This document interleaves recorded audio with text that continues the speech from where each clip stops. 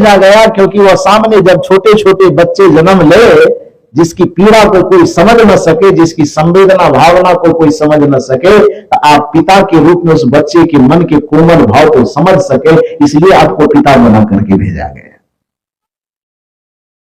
एक बच्चे के मन की ममता को, स्नेह समर्पण की चाह को एक मां पहचान ले, इसलिए ममता से भर करके मां को धरती पे भेजा गया।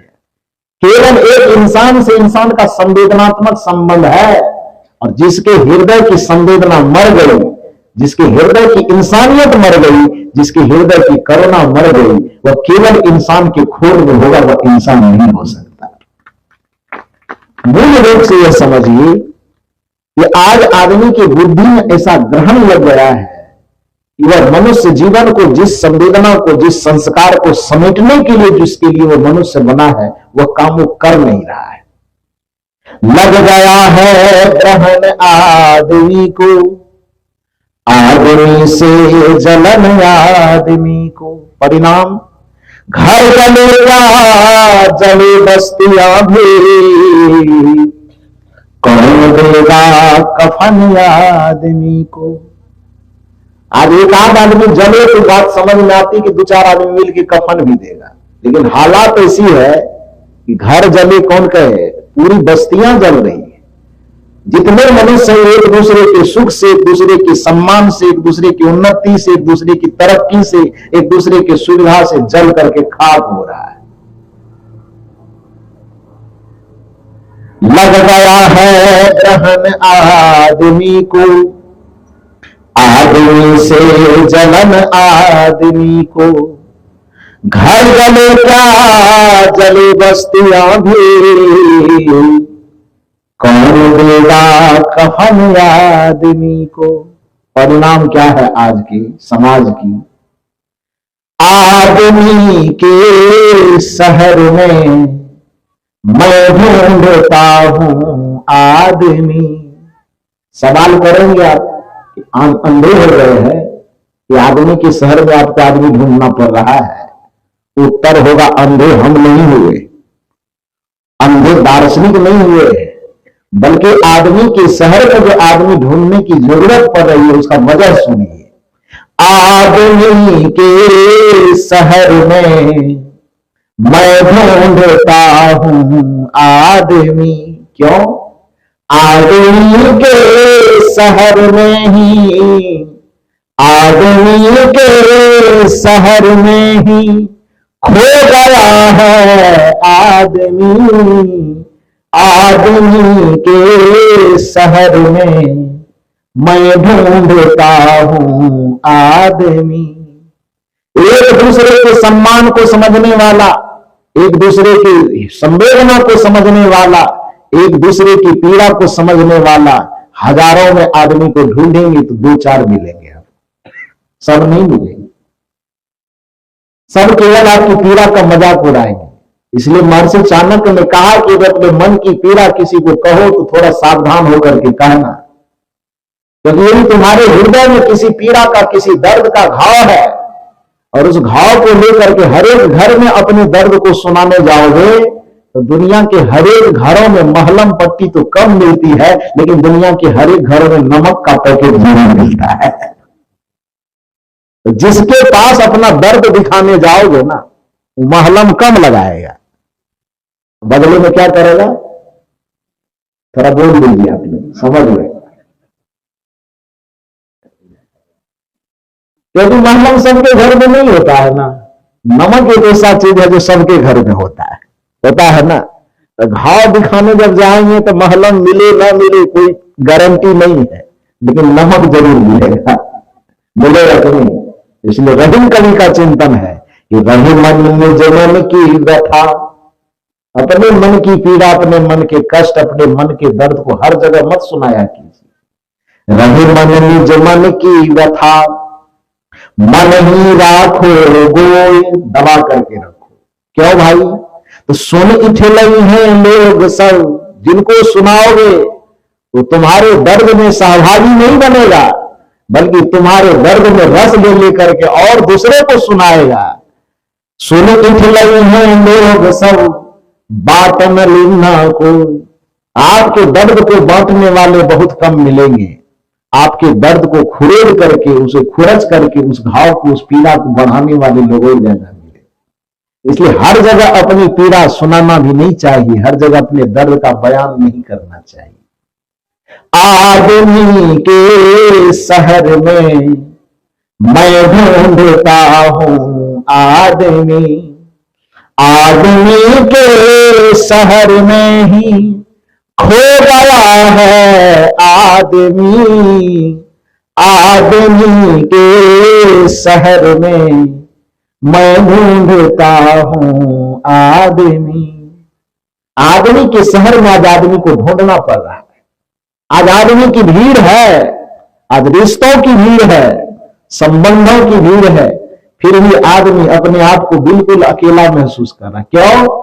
क्योंकि वही बात है कि इंसान की खोज में वो है, लेकिन खोज से जो इंसानियत की संवेदना होनी चाहिए, जो दर्द को अनुभव करने की भावना होनी चाहिए, जो एक दूसरे की पीड़ा को समझने की भावना होनी चाहिए, एक दूसरे को सम्मान करने का जो संस्कार होना चाहिए, वो संस्कार आज खत्म हो गया, वो मर गया है। आज माता पिता लोग बनते भी है तो नाम के माता पिता बनते, आज पति बनता है तो नाम का पति बनता है। राम के जैसा पति और सीता के जैसा पत्नी खोजेगा, क्या ठो मिलेगा? कितना प्रतिशत मिलेगा? नहीं मिलेगा।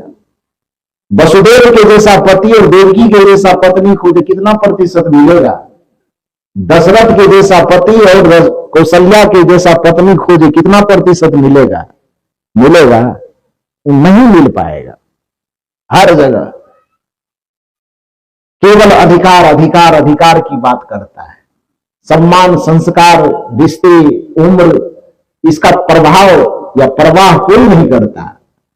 तो जिसके कारण से होता क्या है कि रिश्तों की डोर में बन करके भीड़ तो इकट्ठी हो जाती है, लेकिन एक दूसरे से जो रस मिलना चाहिए, एक दूसरे से जो आनंद मिलना चाहिए, एक दूसरे के बीच में हंसते खिलखिलाते जो स्वर्ग का वातावरण अनुभव होना चाहिए, वो वातावरण का अनुभव नहीं होता है।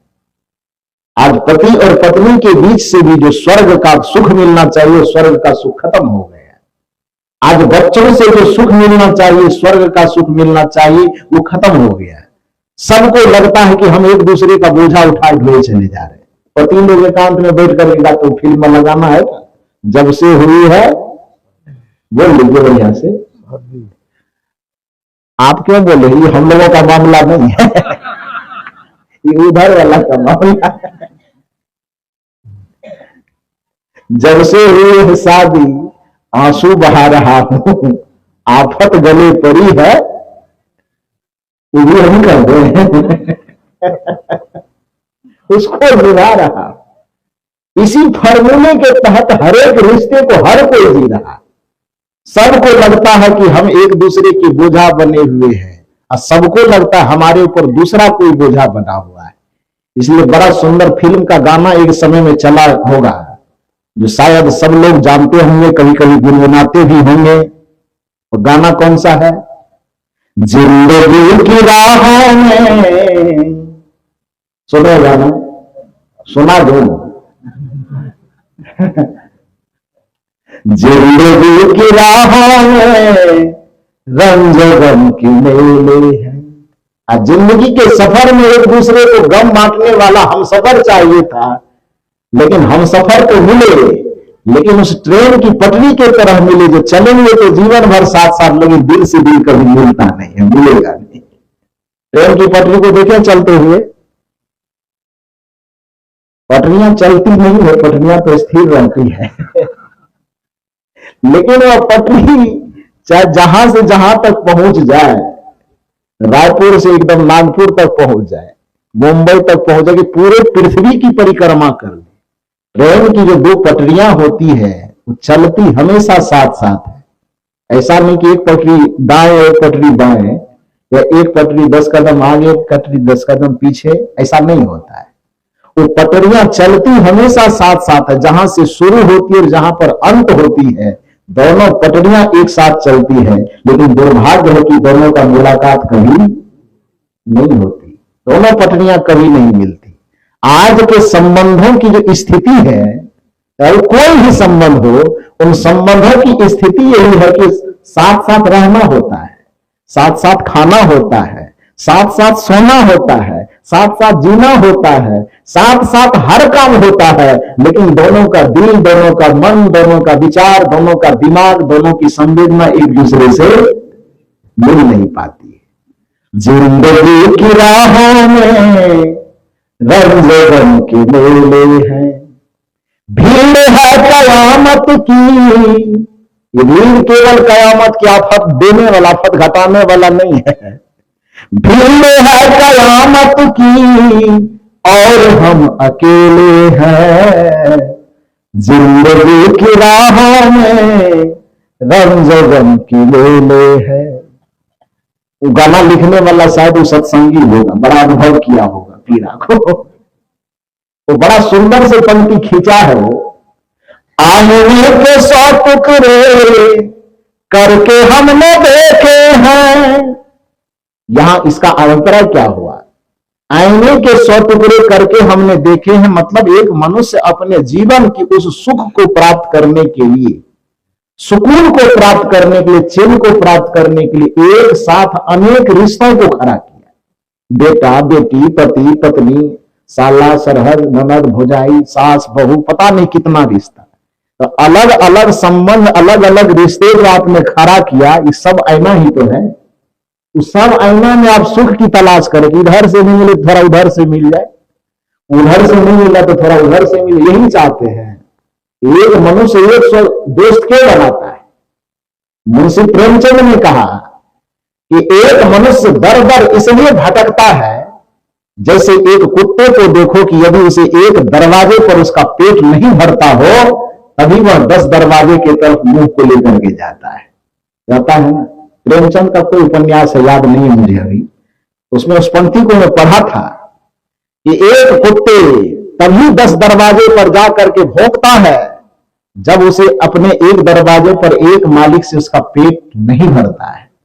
उसी तरह से एक मनुष्य सुख की कामना पाले, हर एक जगह पर जा जा करके सुख की तलाश तभी करता है जब एक जगह उसको उस सुख की पूर्णानुभूति नहीं होती है, तो स्व आईना खड़ा कर लेता है।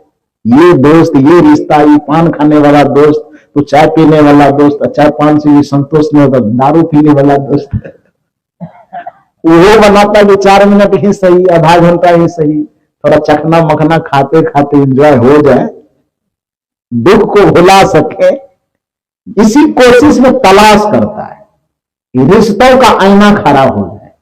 लेकिन रिश्तों का आईना खड़ा होने के बावजूद भी होता क्या है? फिल्म का गाना है, लेकिन सूत्र इसमें बड़ा गहरा छिपा हुआ है।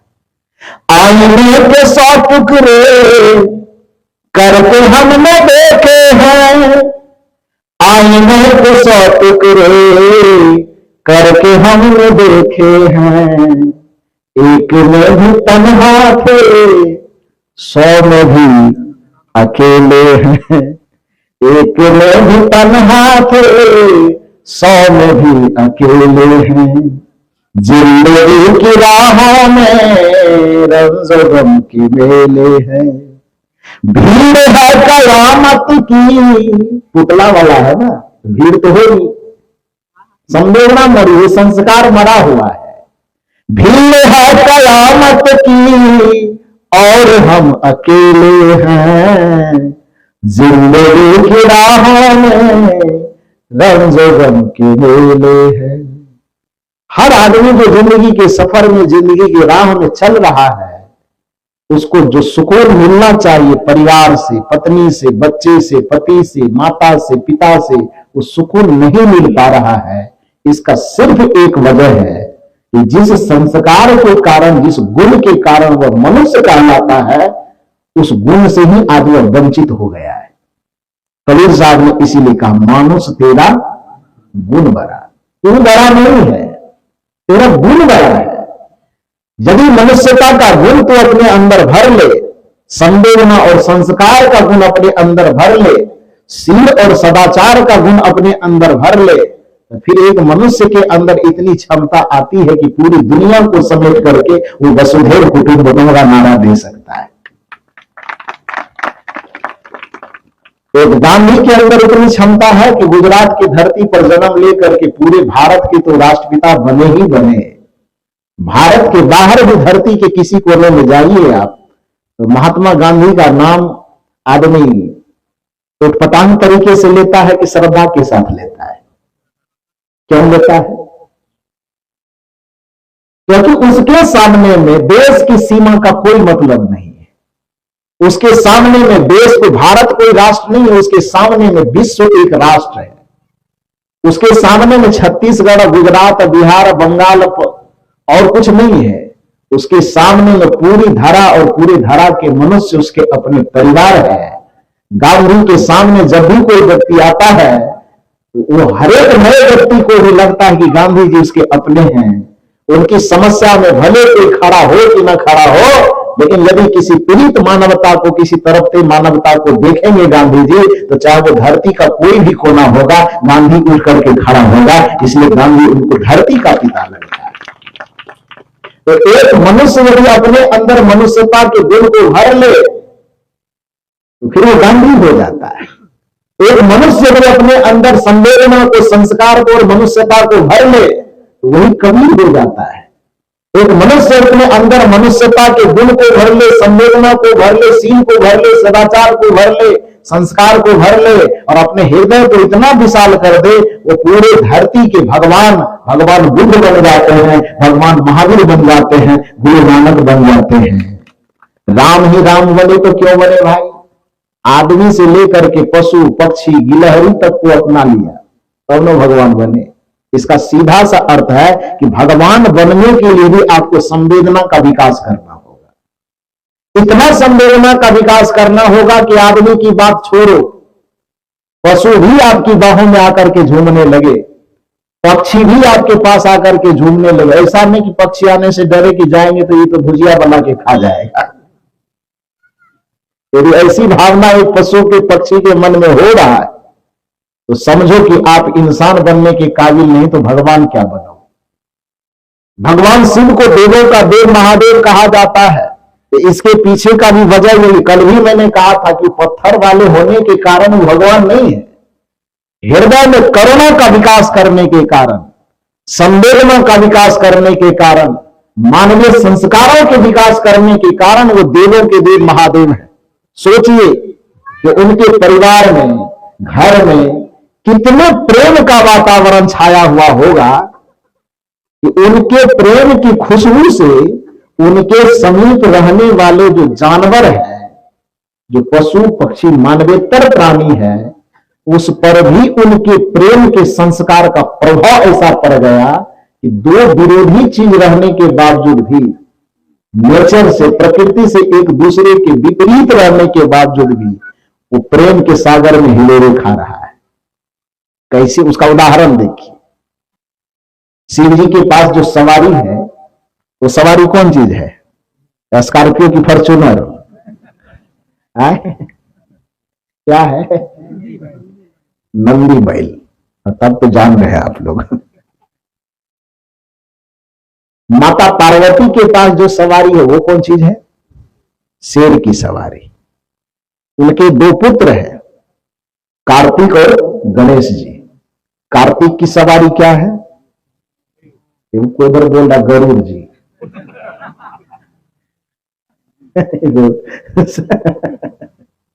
मयूर है, गरुड़ तो विष्णु जी की सवारी है, तो मयूर है। और गणेश जी की सवारी वो तो सब जानते हैं, स्कूटरी है क्या? चूहा है, स्कूटरी 100 पीस में होगा चूहा। गणेश जी बेचारा कभी ट्राई नहीं किया होगा। मेरे समझ से जब ट्राई के लिए भी कभी रोड पे निकालते तो एक पैर धरते धरते उसके सवारी की चटनी बन जाती। खैर जो भी हो, प्रचलित है कि गणेश जी की सवारी क्या है? चूहा है। और गणेश, ये शंकर जी के गले में जो माला है वो किस चीज का है? सांप का, नाग सांप है। अब उसमें कितनी संख्या हो गई? एक बैल, एक बाघ, एक मयूर, एक चूहा और शिव जी के गले का जो हार है वो नाग सांप। ये 5 चीज हो गया। इसके अंदर मानव वाला बुद्धि नहीं है। बुद्धि है पांचों में से किसी के अंदर एक मनुष्य वाला बुद्धि नहीं, विकसित बुद्धि नहीं है।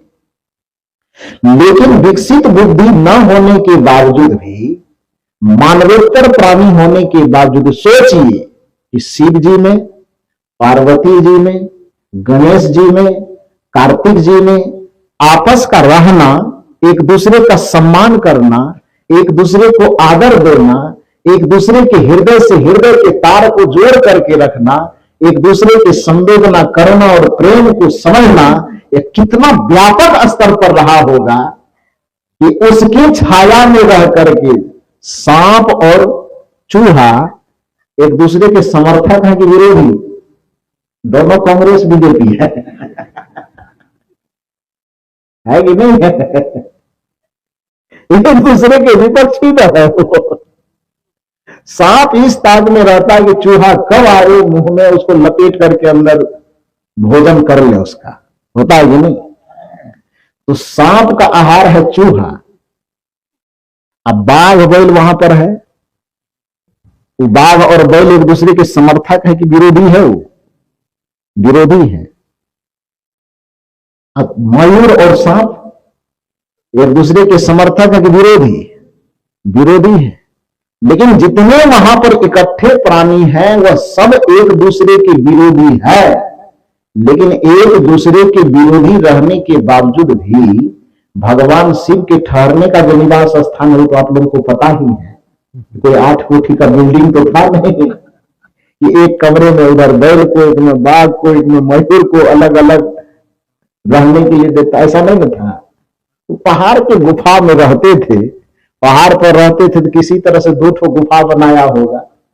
एक गुफा के अंदर अपने परिवार के सभी सदस्य रहते होंगे और दूसरे गुफा के अंदर में अपना जो सवारी सब स्कॉर्पियो फॉर्च्यूनर सब तो उसको रखते होंगे। तो एक कमरे में उन लोगों का, उन महापुरुषों का जीवन किस प्रकार से व्यतीत होता होगा, कितनी करुणा के साथ, कितने सम्मान के साथ, कितने प्रेम के साथ, कितने आदर और संवेदना के साथ, इसकी कल्पना कीजिए। क्योंकि फल को देख करके बीज का अनुमान लगाया जाता है। नीति कहती है कि खंडहर को देखकर इमारत कैसी होगी इसका अनुमान लगाना यह दार्शनिक का काम है, चिंतक का काम है। विचारवान वही होता है जो खंडहर को देख करके पता कर ले कि इमारत अपने जमाने में ऐसा होगा। यदि आपको बाघ में, बैल में नफरत के बजाय प्रेम दिखाई दे रहा है, यदि आपको मयूर में और सांप में नफरत के बजाय प्रेम दिखाई दे रहा है, यदि आपको सांप और चूहा जो प्रकृति से एक दूसरे के विरोधी है या योग कहें कि एक दूसरे के आहार है, उसके बावजूद भी आपस में वो प्रेम से रहता हुआ दिखाई देता है, कभी किसी पर प्रहार करता हुआ नहीं दिखाई दे रहा है, इससे उस इमारत की कल्पना कीजिए कि भगवान शिव का गुजर बसर कैसा होता होगा। तो देवों के देव महादेव ऐसे नहीं कहलाए ना। लेकिन हम लोगों ने जो हमको जो लेना चाहिए अपनी संस्कृति से वो ले तो रहे नहीं है। हम लेंगे शिव जी को देखेंगे तो क्या लेंगे? पाभर भांग पिलाए डालना, चीलम लेंगे, गांजा लेंगे, एकदम तन में भस्म रमा करके, और कभी कुंभ गए ना वो हालत मत पूछिए। कुछ चीजें तो अच्छा लगा देखने में, लेकिन कुछ चीज को ऐसा देखे जो मन ये सोच रहा था कि ये चीज नहीं देखते तो ज्यादा बेहतर था। जी सच बोल रहा हूं। कुछ चीज अच्छा लगा कि जीवन का ये पहला अनुभव है कि नहीं वैसी जगह पे जाना चाहिए जहां पर इतनी संस्कृतियां, इतनी सभ्यता, इतने लोग अलग अलग जगहों से एक जगह आपको देखने का मौका मिलता है, हर एक प्रकार के वातावरण से अवगत होने का मौका मिलता है। इसलिए मौका लगे, अवसर लगे तो ऐसी जगहों पर जाना चाहिए। लेकिन कुछ चीजें ऐसा लगा, वो बताइए कितना गजब है कि हमारी संस्कृति कृषि प्रधान और ऋषि प्रधान है ना, धर्म प्रधान देश कहलाता है। कृषि और ऋषि दोनों की प्रधानता है यहाँ पर। यहाँ पर कोई चोर उचक्का भी यदि साधु का वेश पहन ले, थोड़ा टीका लगा ले, जटा बढ़ा ले, तो उसका क्या है खोजबीन बाद में होगा। पहले हजारों लोग उसके चरण पे माथा रगड़ के प्रणाम कर लेगा, करेगा कि नहीं करेगा? ये संस्कृति का प्रभाव है कि हमारी संस्कृति इतनी महान है, महात्माओं के प्रति, धर्मात्माओं के प्रति, ऋषि मुनियों के प्रति इतना आदर भाव है कि नकली भी यदि एक देश को धारण कर ले तो असली के बराबर वो दर्जा पा जाता है। पाता है ना? उस जगह पर गए, कौन मत मानता है, कौन पूजा करता है, कौन पाठ करता है, वो तो अलग विषय है। लेकिन किसी भी मत को माने, कोई भी पूजा करे, कोई भी पाठ करे, किसी भी सिद्धांत को माने, लेकिन साधु का जो उच्च आदर्श है, उस आदर्श में सबको जीना चाहिए, उस मर्यादा में सबको जीना चाहिए। इसलिए कबीर साहब ने करे, बंदगी करो विवेक की, देश धरे सबको, सोई बंदगी वही जानी दे जहां शब्द विवेक न हो। देश देख मत भूलिए, साहब कहते देश को देख करके मत भूलो, क्योंकि इस देश में बहुत सारे बगला भगत भी घूमा करते हैं। उस चीज को मैंने देखा वहां पर। साधु देश के प्रति इतनी मर्यादा थी। बोलना नहीं चाहिए, अपने घर की बुराई कोई नहीं करता है, लेकिन सिखाना ही है तो ये तो अपने परिवार की भी चर्चा करना ही पड़ेगा। क्या देखा कि हमको, चूंकि भीड़ वहां बहुत ज्यादा थी, तो जिस शिविर में हम ठहरे थे वहां के एक साधु, उन्होंने कहा साहब कुछ घूमना चाहते हैं? मैंने कहा जी घूमना चाहता हूं। ये स्कॉर्पियो तो जाएगी नहीं इस भीड़ में। तो मैंने कहा तब?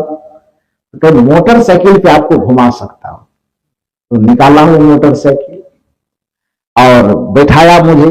जो जो प्रमुख प्रमुख स्थान था जो देखने के लायक, उन जगहों पर ले जाकर 3-4 घंटा में मुझे घुमा दिया। तो बहुत अच्छे अच्छे लोगों से मिले, अच्छे अच्छी जगह पर गए। लेकिन उसी क्रम में जो रास्ता से गुजरते थे, तो जिनको वीआईपी कल्चर के था तो मिला होगा गाड़ी पर चलने के लिए, गाड़ी पे जा रहे थे। दोनों तरफ जनता की भीड़ खड़ी है, आम जनता की, जो श्रद्धा लेकर के गया है साधु के प्रति, संत के प्रति।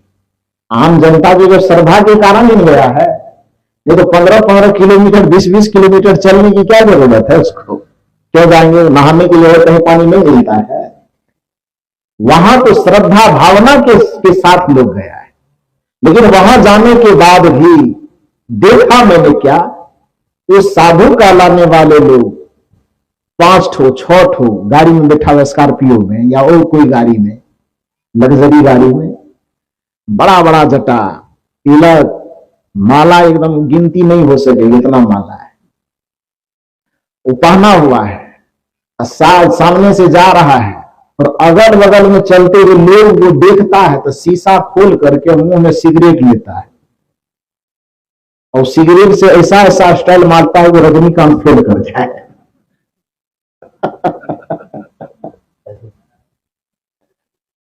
आप क्या करने लगे?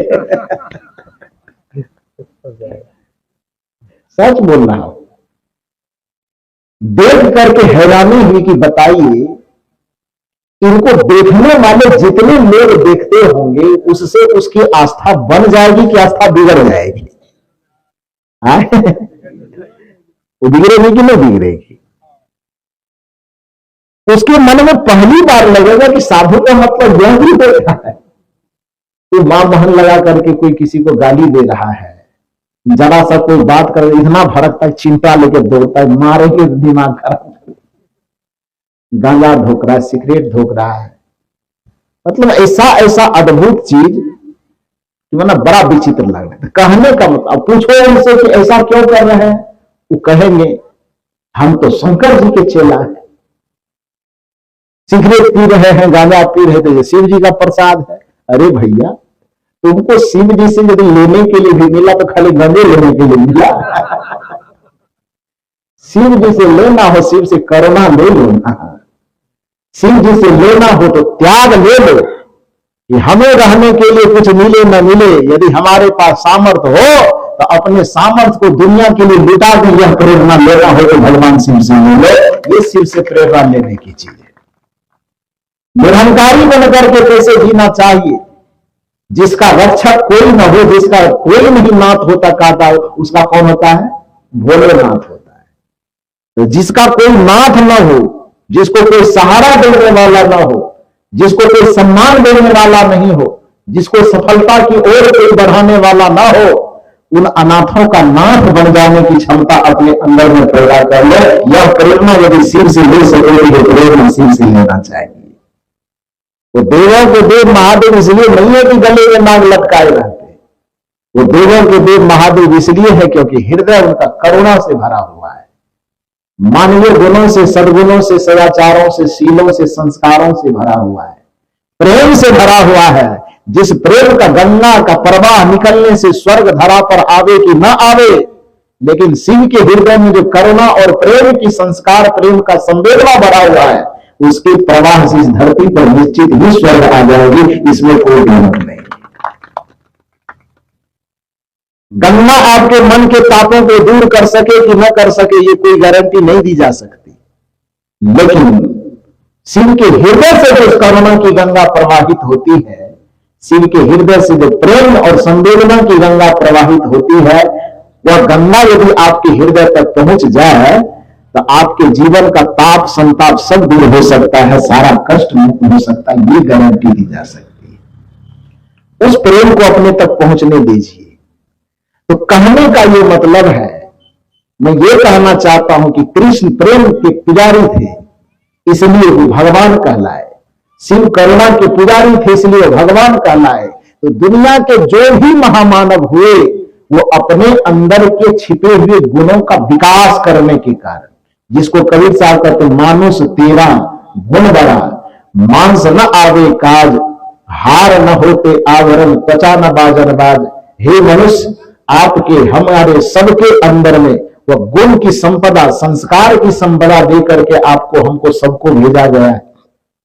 आपका हमारा कर्तव्य है कि उस संस्कार को मिटने मत दीजिए, उस संस्कार को घटने भी मत दीजिए, बल्कि जहां तक हो सके उस संस्कार की सुरक्षा कीजिए और उसके संवर्धन का निरंतर प्रयास कीजिए कि वह संस्कार विकसित हो सके, और इतना विकसित हो सके कि हम इंसान बन करके तो जन्म लिए और उसको विकसित करते करते करते करते हम भगवान बन सके। कहा गया है, एक भजन आप लोग बराबर सुनते होंगे, भला किसी का कर न सको तो बुरा किसी का मत करना, पुष्प नहीं बन सकते यदि तुम कांटे बन कर मत रहना। यह अपनी इंसानियत को संभालना है। पहला कोशिश तो हमारा होना चाहिए कि हम किसी का भला कर सकें, यह इंसानियत है, यही मानवता है। लेकिन विचारक कहते हैं कि पहले यदि भला ना कर सकते हो तो इतना रहम करना दुनिया के ऊपर कि किसी का बुरा मत करना। पहला कोशिश यह करना कि किसी के रास्ते का, किसी के मार्ग का फूल बन जाना, और कदाचित यदि फूल बनने का सामर्थ्य ना हो तो इतनी दया जरूर करना इस दुनिया पर कि किसी की राह का कांटा मत बनना। भला किसी का कर न सको तो बुरा किसी का मत करना, पुष्प नहीं बन सकते यदि तुम कांटे बन कर मत रहना। इसी भजन में कड़ी है कि हम इंसान बनकर के आए हैं, हमारा दायित्व है कि हम भगवान बने। भगवान को प्राप्त न करें, भगवान बने। प्राप्त करना एक अलग चीज है। किसी को प्राप्त करके क्या करेंगे, प्राप्त हुआ जो भी चीज होगा वो छूट जाएगा, और जो चीज आप बनेंगे वो छूटेगा नहीं, क्योंकि जो बनता है, जो होता है वह स्वरूप होता है, जो मिलता है वह रूप होता है। रूप हमेशा छूटता है और स्वरूप कभी